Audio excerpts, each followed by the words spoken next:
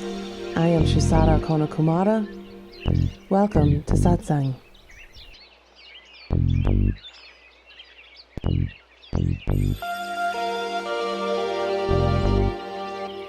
You are beginningless.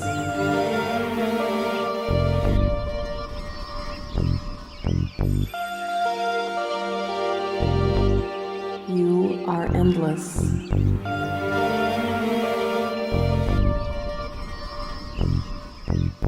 You are divine.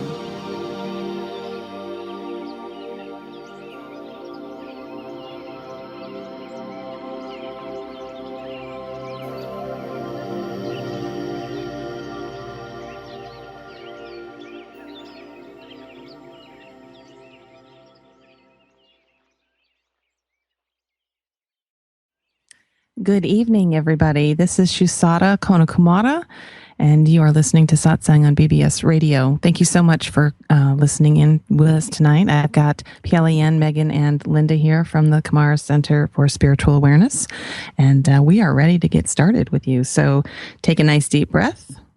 I'm going to clear the space. Mother, Father, God that I am, through the great central sun hierarchy, through the office of the Christ, and the order of Melchizedek, I call upon Archangel Michael to bring the sapphire blue ray. Cut away anything in all of our four lower vehicles not emanating directly from our I Am presence. I now call on Archangel Zachiel, keeper of the violet flame. Blaze, blaze, blaze the violet flame through all of our four lower bodies. Transmute, transmute, transmute all the psychic debris Michael has cut free. I now bring forth the invincible ring pass knot and the mirror blue light of invisibility to completely surround each of us. And I call forth one shaft of pure Christ light to surround each one of us. And I ask that they be brought to the center of the earth, where I call on Archangel Gabriel to seal them. And I ask that the legions of Michael completely surround each tube of light. And now I ask that our vibrations be raised high above the psychic and astral worlds to the highest realm of illumined truth we each can attain at this time. And now, Mother, Father, God, we place ourselves in service to you and to humanity, and I place myself in service to all of you tonight.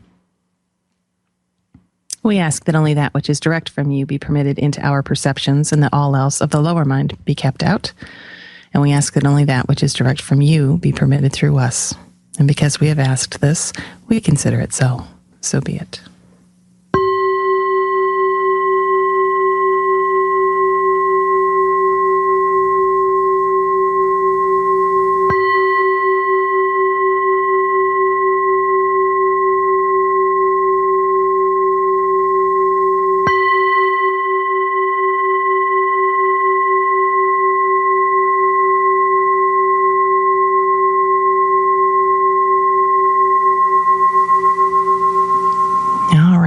Come on back.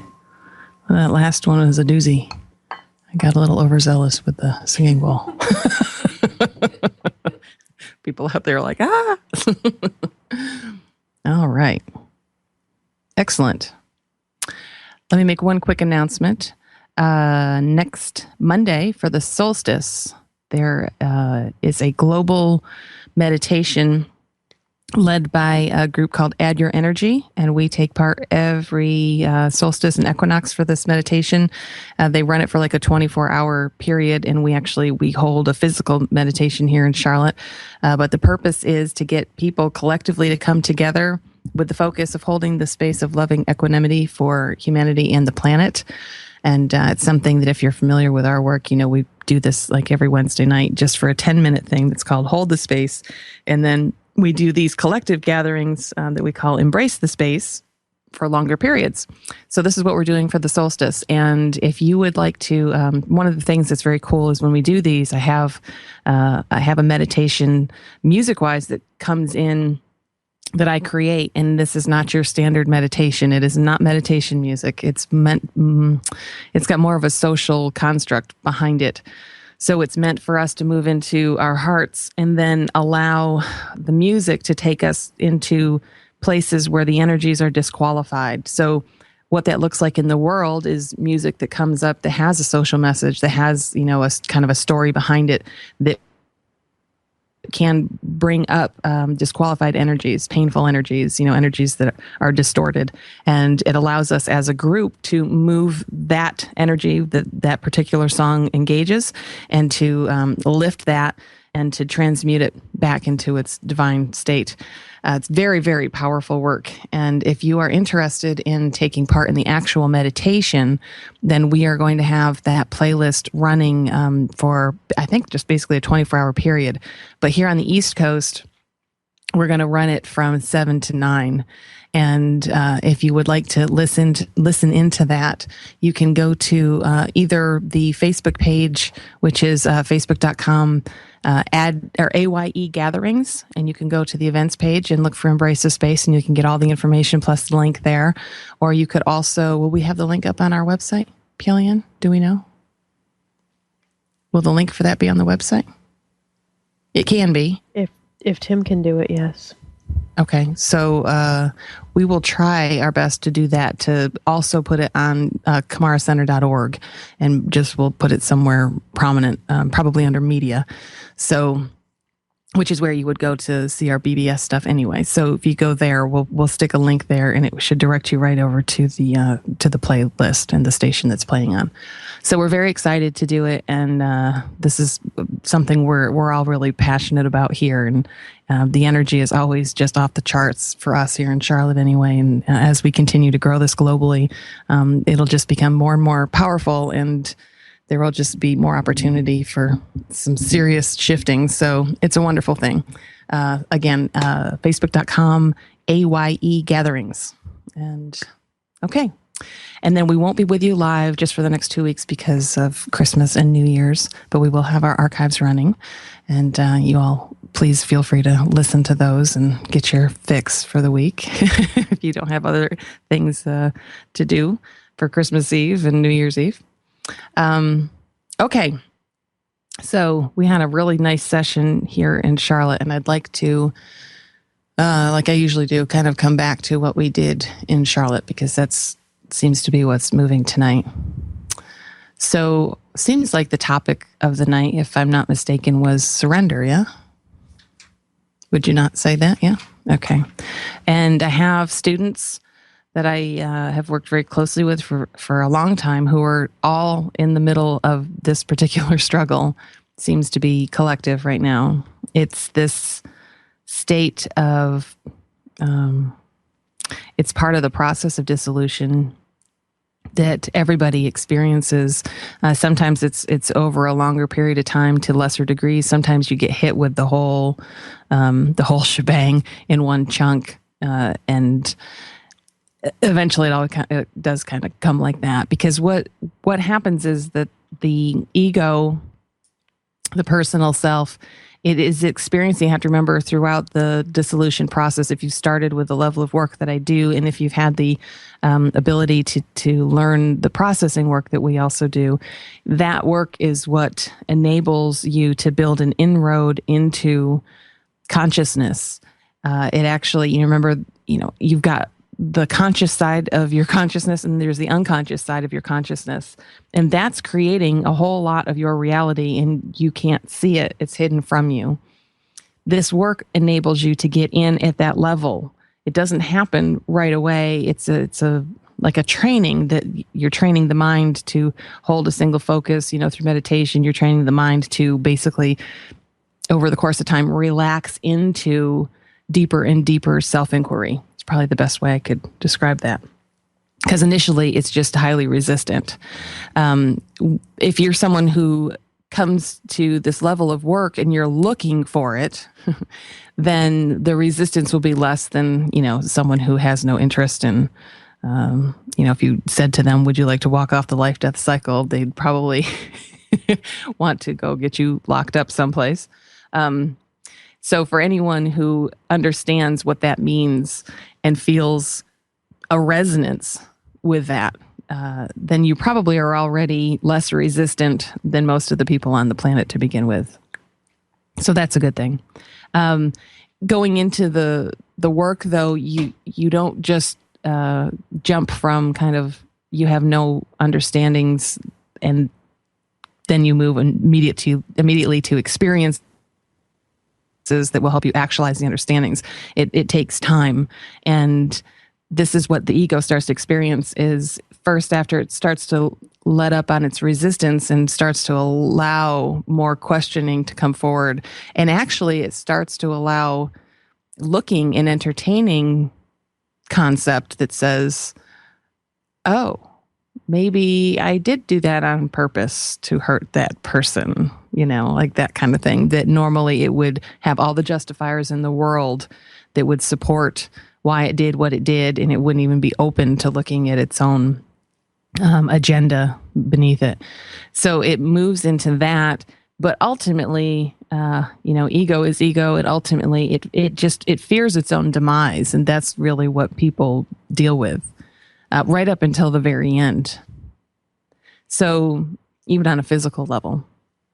So what's going on with some of my students is that their outside world has, over the last, month, 2 months or whatever, continually it's been ramping up, that more and more stuff is presenting in their daily lives and in their outside world that they can't just dismiss anymore, that they can't just look past, that they can't just justify away and come up with good excuses and good reasons for not paying attention to it, or even doing something about it. And so they're getting hammered from all directions with the big question of, where have I been functioning from? Where have I been making my choices from? And the reason that this is hitting a lot of the students who've been with me a long time is because now is truly the time when, push comes to shove and you're in it to the place where it's no longer an option to not function from the space of right action. Now, in the beginning levels of work, you are constantly going back and forth. Like in certain areas of life, it's easy to move into right action because there isn't a big struggle there, and you may find it very intuitive to do and no big deal. As you continue to do more and more, and as the dissolution continues to happen, then you will be pushed to go into those areas of your world where there is a lot of resistance, areas where you don't want to, heretofore you have not wanted to really see what's going on there. And as you continue to do your work, you will be given an opportunity after opportunity after opportunity to make choices from your understandings. And you've heard me speak before on how that is not an easy task to begin with. But if you are doing this level of work, it is expected that if you signed up to do this work, you will walk it out, which means it doesn't stay, ruminating around in the headspace and then you don't take action with it. That's not the point. This is not meant to be some kind of intellectual exercise for the ego. This is meant to be experiential. And the only thing that ever does change anybody is the experience of it. And a lot of you, you understand that. Now, of course, for humanity, the understanding there is that you have to experience it like in the outside world in order to know it. And for humanity as a whole, that holds true. And there's a reason for that. The reason, and it is very simple, but this is a very powerful understanding when you really lock it in. The reason that holds true for humanity is because, as a collective, the humanity will never do the self-inquiry necessary in order for the experience to not have to come through the outside world. So remember, your inner world and your outer world is the same. And the outer world is the outpicturing of the level of consciousness that you're holding. So if something is coming up and there is inner resistance and you're getting the energetics and the indications from your intuition, indications from your conscience that there's something not quite right, and if you continue to ignore it, there's only one thing that can happen, and that is that it has to come to you in your outside world. Okay? But the beautiful thing is that it doesn't have to happen. And that's something that my students have been given the understanding of. And it's so powerful for them, especially the ones who truly have signed up to do the work.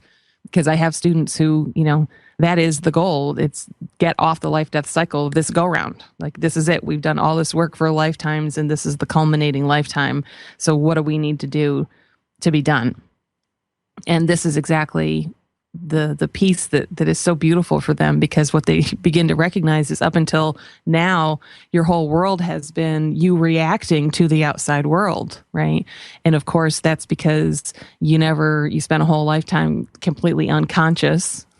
You weren't really showing up for the game. And then everything that's happening is based on the patterning, right? So the whole action reaction thing, that's just patterned consciousness. It's not even you. As you start to develop that inroad into your own consciousness, you become more capable of being present and then actually being in a space where you can make conscious choice. Conscious choice is really not something that humanity as a whole is capable of.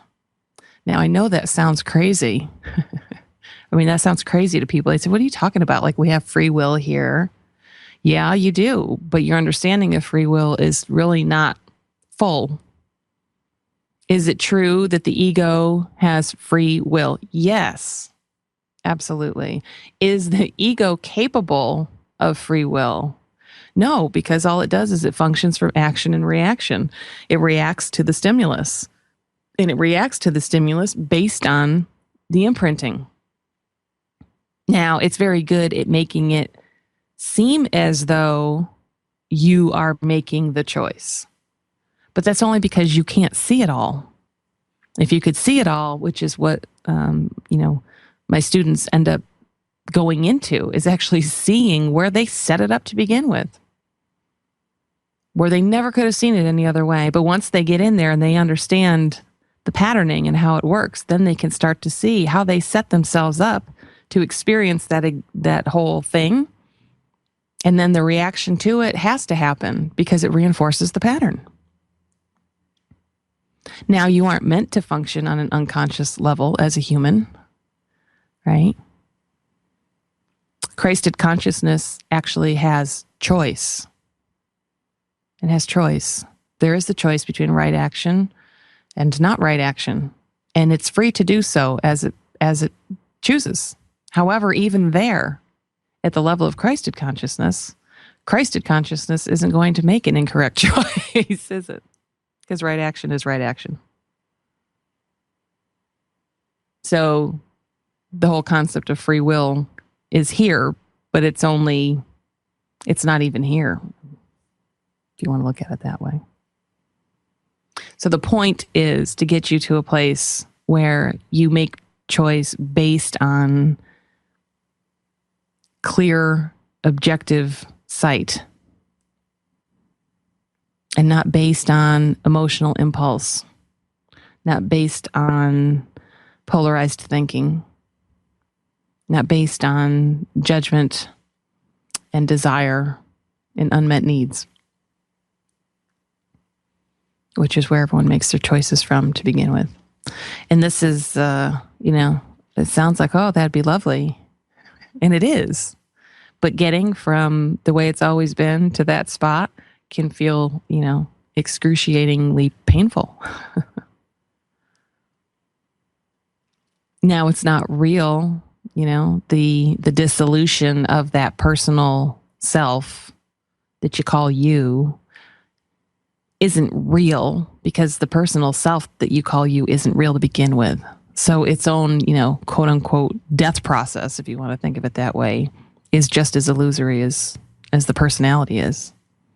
But that's not the experience of it when you're walking through it, because it does feel like you're just having to surrender everything about yourself, is what it feels like.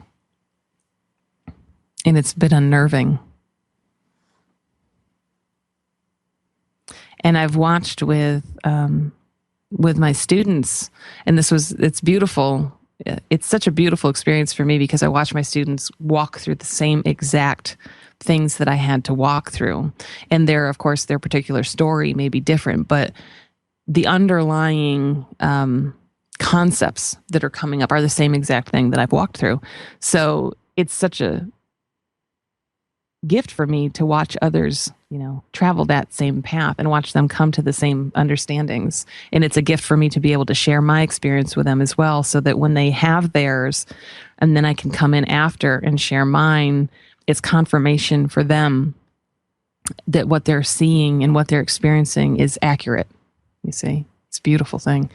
So what I witness a lot right now in the students is something that I remember so clearly walking through myself, which was, being in a space where that voice is constantly tugging at you about all the things where you're failing in the world, where you're not up to snuff, not holding your weight, any place where you're not feeling good enough. And this is something that, of course, everyone deals with. Whether you're aware of it or not, it's there. You have to remember, some people sit in that very easily, feeling like I'm not good enough, and it's very easy for them to vocalize that. Others, through mostly through like the guise of self-empowerment or self-worth, high self-worth, would not agree with that. But generally speaking, that's a cover-up for the pain that's actually sitting underneath it, that is low self-worth. Because inadequacy is the basis of the ego, period. Inadequacy. And self-righteousness and inadequacy are the same thing. They just present differently. One presents internally and the other one presents externally. But they're the same thing. And it's a huge deal on this planet, inadequacy. So here's the thing, though, right? So you've got everyone who is divine, right? Walking on the planet, not remembering who they are and what they are, and that within them still exists their knowing. And so they get trapped in this whole value system that was created out of fallen consciousness. It was created out of polarization. Why do we have a fiat money system that literally functions with the undercurrent of scarcity? Like, that's the basis of the money system, scarcity, which is in complete opposition to what is, which is utter abundance, right? If you look on our planet and you look at nature and how nature functions, it functions from a space of like crazy amounts of abundance.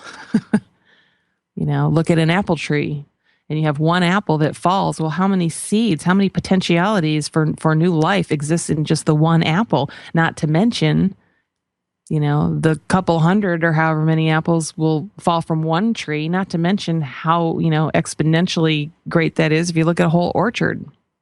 That's abundance. And we see it everywhere. And yet humanity creates this system where the fundamental aspect of it is that it's hard to get your hands on, And then we all run around trying to gather pieces of paper because it means something. It determines where we stand in the world, and it determines our worth to the world. I mean, look at that. Look at that. How many pieces of paper you have determines your worth in the world. It's insane if you look at it from that very simple vantage point.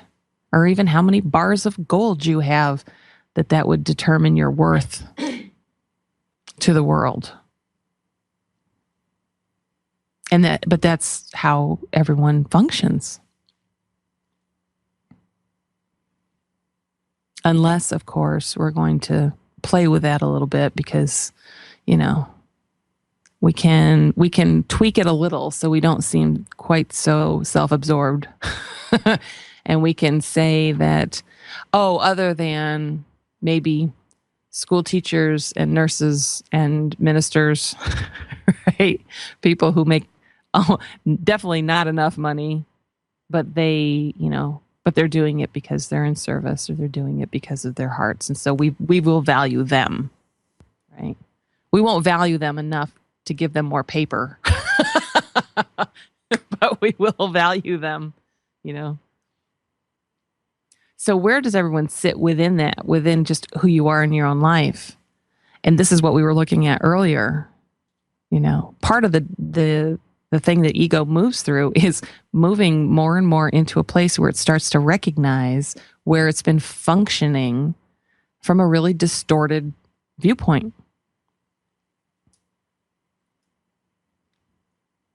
Feeling like you have to keep up appearances in any way is not part of your nature.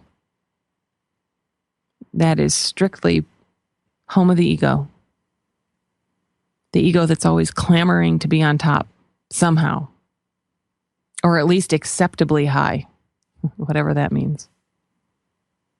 So the whole thing of I have to look a certain way, I have to keep my body in a certain state, I have to maintain it. And so if something starts to sag or droop or wrinkle or whatever, I've got to take action to stop it, to reverse it. It's highly, highly distorted. I mean, you're not even the body itself anyway. And you're going to get all hung up on what it looks like. But isn't that what society tells you you're supposed to do?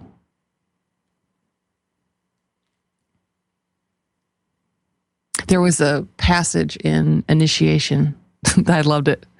For those of you, one of my favorite books that was given to me to read, I think it was the first. No, I think I read Yogananda first, but then it was like the second book that I was ever given to read was Initiation by Elizabeth Heish. And it's her own personal story of her awakening process. It's just beautiful.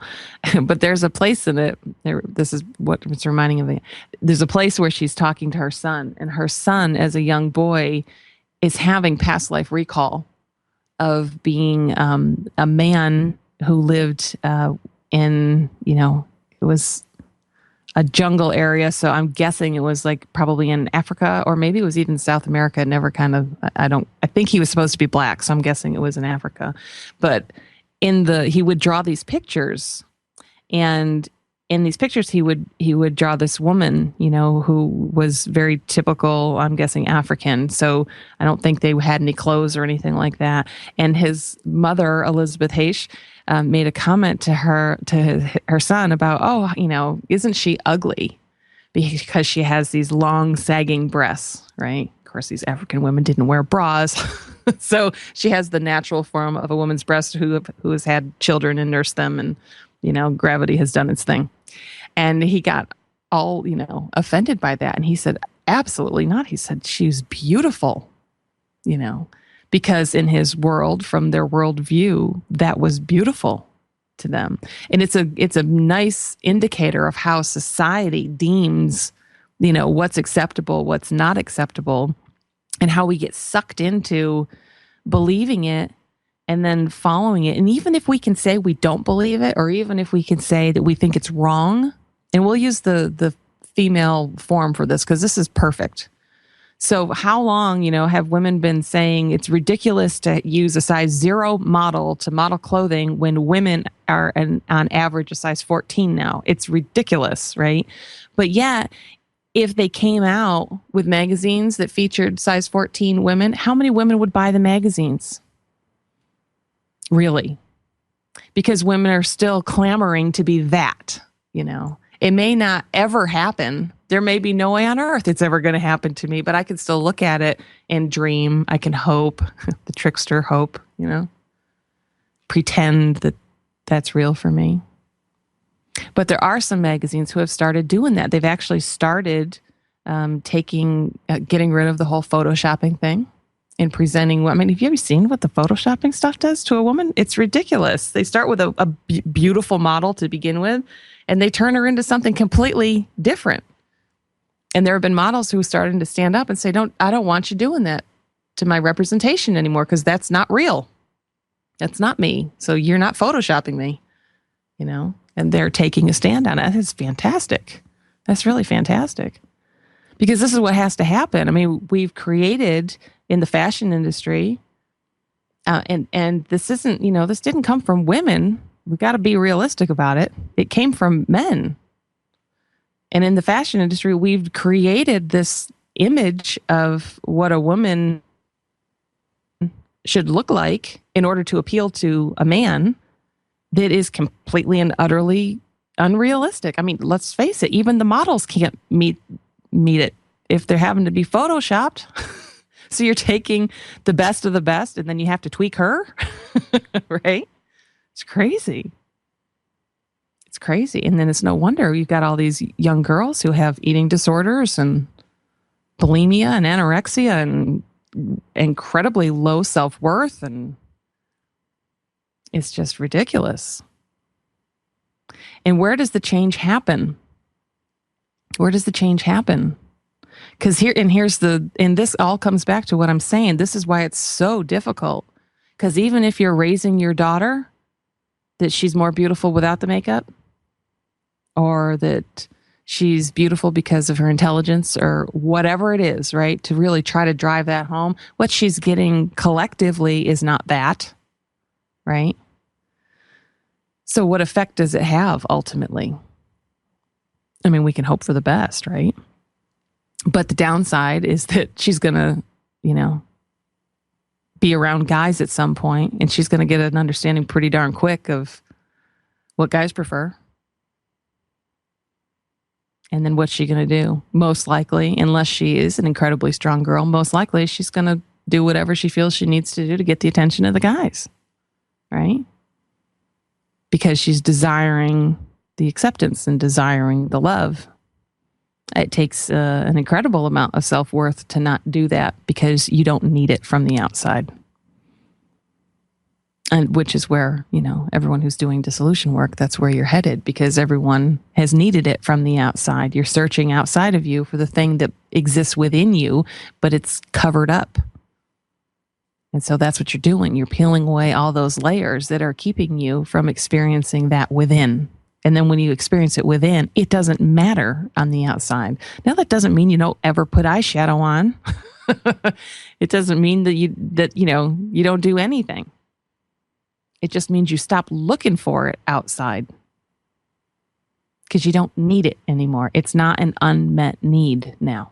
See, there's not an unmet need. There's no desire there. There's no desire there. There's no judgment in place. And then the justifiers don't have to be there to cover up the judgments.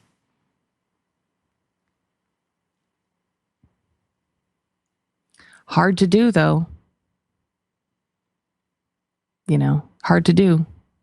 You're battling the conditioning of a collective of billions of individuals. And that's why the ego struggles so hard. That's why it can hurt so bad. That's why it feels like it's dying. Because everything in it is going, no, no, no, no. Don't ask me to do that. But something else is saying, yeah, you've held it long enough. You can let it go now. You can let it go now. It's okay. And don't think that ego just goes, okay, I'll trust you. That's not what's going to happen. The personal self is going to fight it, and it will continue to fight it. How is it going to do that? You're going to experience it in the world, because you're going to be, boy, I'm good today, and I'm going to the grocery store without makeup. And I'm going to be glad I did it. Right? And so you're going to do it, and you're going to go to the grocery store, and you're feeling great, and you turn the corner, and you run into this woman who is just coiffed to the ceiling, and she looks at you, and she looks down at you with this like, oh, poor thing, And in that moment, can you still hold it? When the judgment's right there in your face, can you still hold it? That, you know what? You may have paid a fortune for what you got. I don't need it. You're beautiful. You are. But do I need it for me? No. Doesn't mean I can't do it. Could I do it? Sure, I could do it. Maybe I'll do it tomorrow. But I don't have to have it, and I don't need it. You see? And that's the difference. Doesn't mean you don't ever do it, because maybe one day you just feel like doing it. That's fine. There's nothing wrong with that. you don't need it. There's no pride in there anymore that says, I have to be seen a certain way.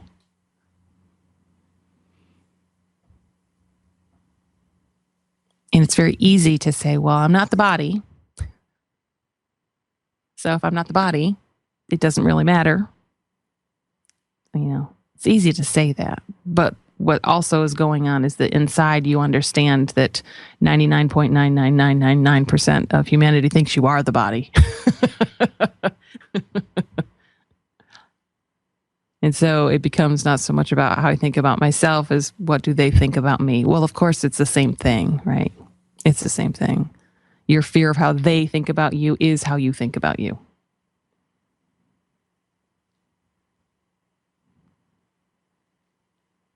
So we have to start looking at, these places in our lives where we are judging ourselves based on the value system of the collective, and understand that the value system of the collective was born out of disqualified energy to begin with. The value system of the planet is really contorted. Because you'll see, because it's polarized, right? Just like everything else. So you're going to see values that generally run just like the ego. On one side, there's what you would equate to positive states of mind, the things that you're going to try to hold, right? Consciously, just like what you're all doing. You try to hold yourselves in positive states of mind, right? Positive emotions. I'm working really hard to, feel good about myself and be excited about life and experience greater peace, right? And you work very hard to do that. Well, all at the same time, all of the negative states of mind are working under the surface for you. And you are just in resistance or denial. So you stay out of it,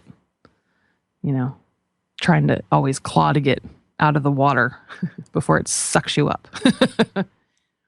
And so the value system of humanity functions the same way. We will say that we value certain things, but then when you really look at the actions of humanity, what we show is that that's not accurate.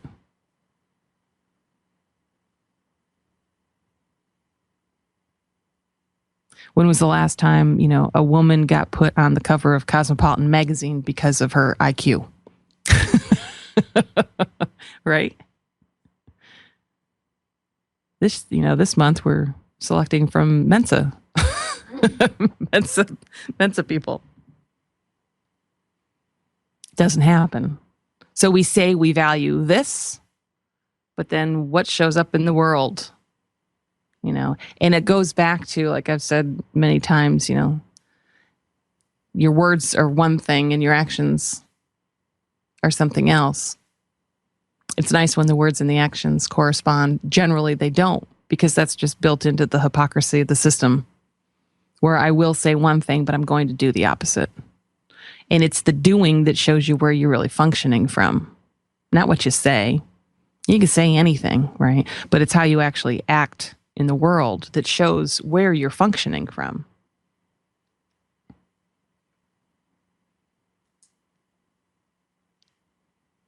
So I can read all the books on codependency, and I can become really smart about what it is to be codependent. But then in my world, right, if my spouse comes home and I guilt trip him about being 10 minutes late and I get all worked up and stuff, if I'm still functioning from that level and my actions are coming from that, well, then where am I functioning from? It doesn't matter what I quote unquote know. It's where I function from. And the same can be said of anything. I can say it really, good example, like your kids pick up what you do, right? So good example is you can teach your kids how important it is to save your money and be thrifty and this and that and the other thing. And then they watch mom go out and blow $500 on shoes when she's complaining that she can't, go take them out for ice cream. And what does that show the kids? Well, mom says one thing, but she does another. And it's what she does that actually makes the impact on them. So they're teaching, they're learning, what society says you should do, but they're also learning what society does do. And they learn what wins, right? The winning position. What wins is almost never in alignment with the spoken value system.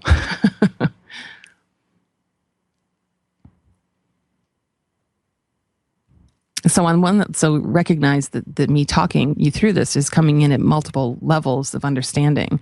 And in one respect, like it may seem kind of basic. Yeah, we've heard this kind of stuff before. But what I'm pointing you to is the fact that when you really get into this is very deep work, because it requires that you go in and question your motivation for your actions. And that you question the agenda behind the thought process that you allow in to run in your consciousness.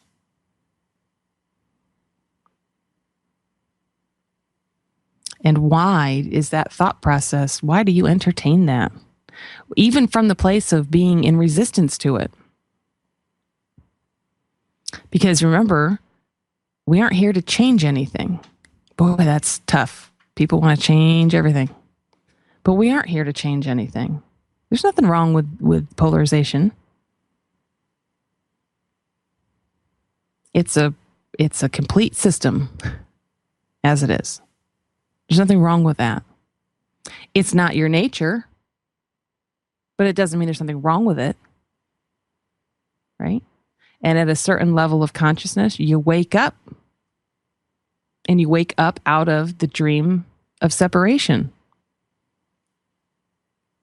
And you can be in that state of functioning and still be in a polarized world.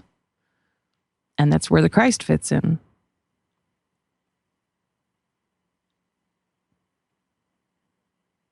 The Christ can be in the world, but the Christ and the way the Christ functions in the world is not dictated by the underpinnings of the world. And that's where my students are moving. And this is why I'm bringing this up tonight. Because at a point, everyone's got to get into that level where they really start to question. Here's something that, in the beginning, you used to process it all out. This really bothered me. And then so you go in and you're tracking back, you're finding the beliefs and the things that got triggered. And then you're tracking back where you picked those up to begin with and how it was learned. And then you're doing all the work around it. And that's awesome. And that does a lot as far as your dissolution goes. But beyond that, there comes a point where it's not about the writing work anymore. It's about what you do with it. Because I could sit and process the same story for 40 years. It's still going to come up. Why wouldn't it? It's part of the program. Okay, so it's part of the program. But what are you going to do with it? You've seen what you need to see. Now, what are you going to do with it? It means the next time the story comes up, it's time to pull back and to make different choices. And that's the part that takes real courage.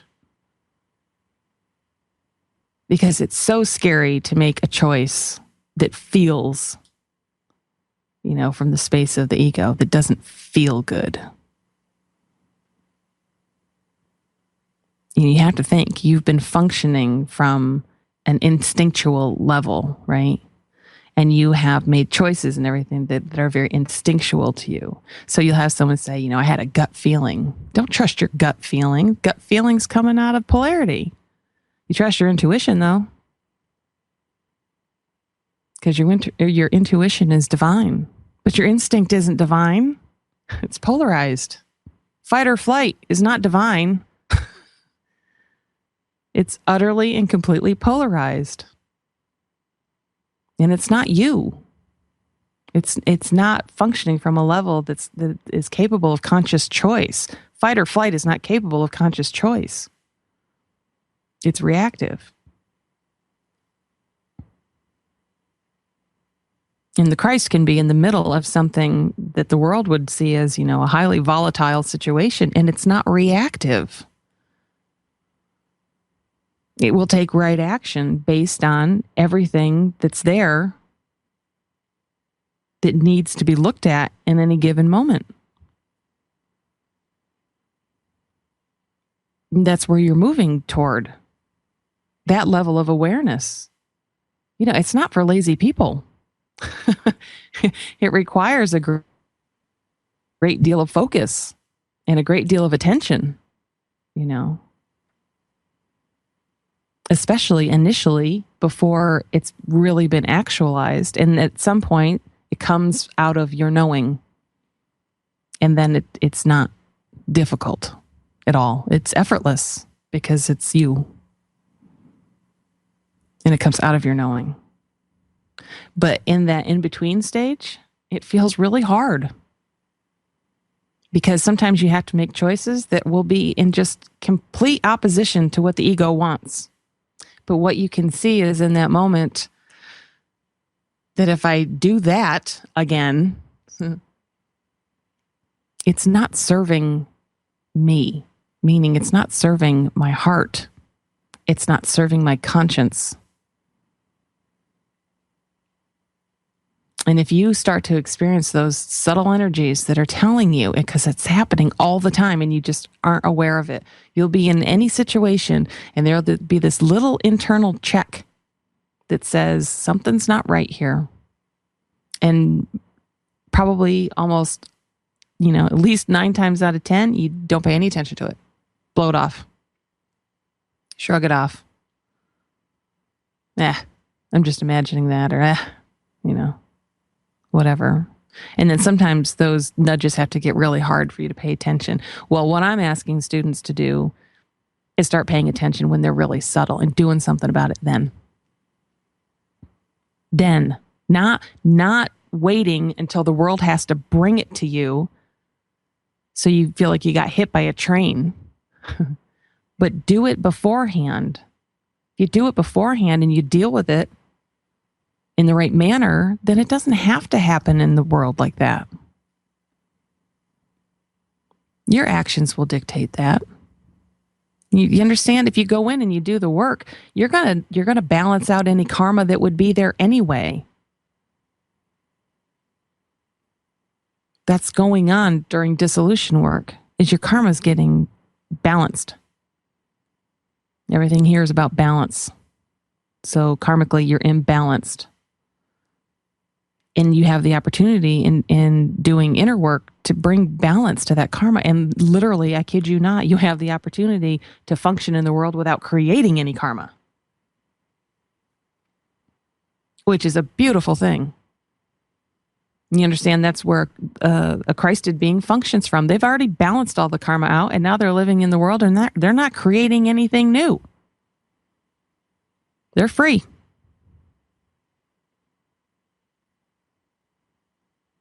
Such a gift. And a Christed being is not, this is a good time to talk about it with Christmas coming. I love to say Merry Christmas to people because I don't see it as a religious thing. It's about the Christ. And the Christ exists in all walks of life, in all colors, in all genders, in all shapes and forms. Every single one of you is a Christ on one level. Whether you've awoken to that fact or not doesn't change what it is. You are the Christ. It's singular. It's singular. Jesus saying, I and my Father are one, that's exactly what he's saying. The Christ is singular, individuated, never separated. It's singular. Just as God is appearing in all forms as everything, that is the Christ. That's what we need to be celebrating this time of year. It's not about a religion. It's not about a person, right? It's about celebrating that divinity within each one of us and within everything, not just people, within everything. Everything is divine. And you've got to be able to look at the world around you and celebrate the divinity that exists within everything, even if that thing you're looking at has no recognition of it within themselves or within you. It doesn't matter. That's the point. So I picked tonight's meditation song very specifically. And it's a Christmas song that you all know. This version I just find so beautiful. I want you to listen to the words, though. I want you to take Jesus, the person, out of this. And I want you to look at it from the space of what the Christ is. Because the words are perfect. And they point right to the experience of actually being Christed and the difference between a fallen humanity and Christed consciousness. That's where we're all headed back to. And in truth, you never left it, but you will wake up again one day and recognize that it was always there and that it will always be there. So on that note, I will leave you to this incredibly beautiful song, and I hope you all have an amazingly wonderful holiday, and we'll be back with you again in the new year. Good night.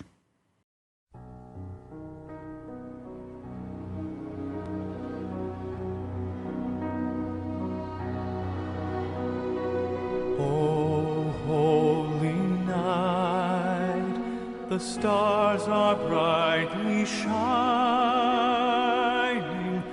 It is the night of our dear Savior's birth.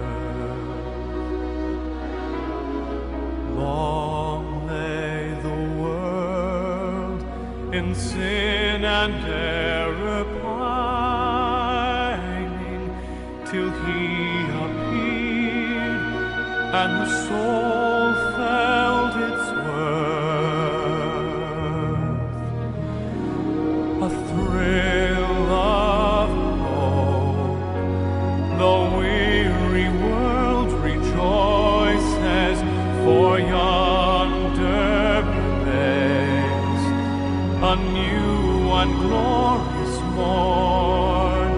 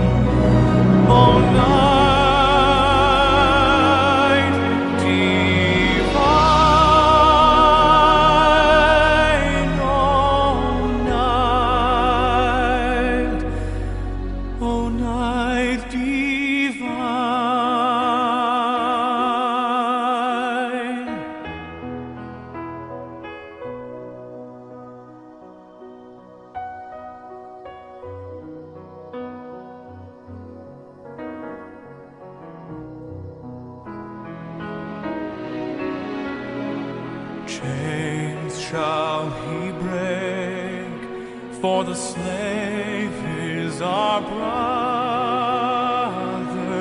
and in His name all oppression shall cease. Sweet hymns of joy in grateful chorus raise we, let all within us praise His holy name. Christ is the Lord. Let ever praise we.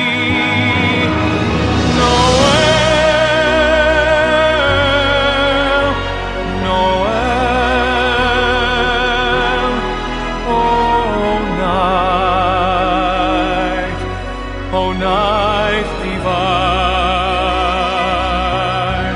Noel, Noel,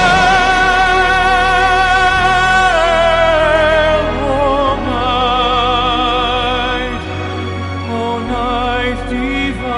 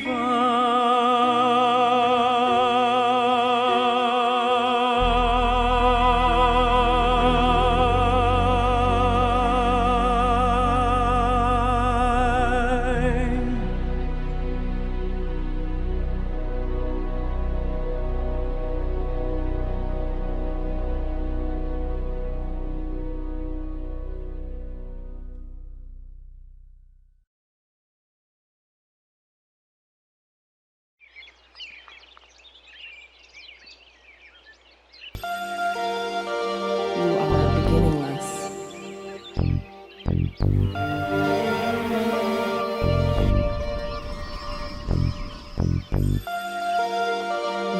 are endless.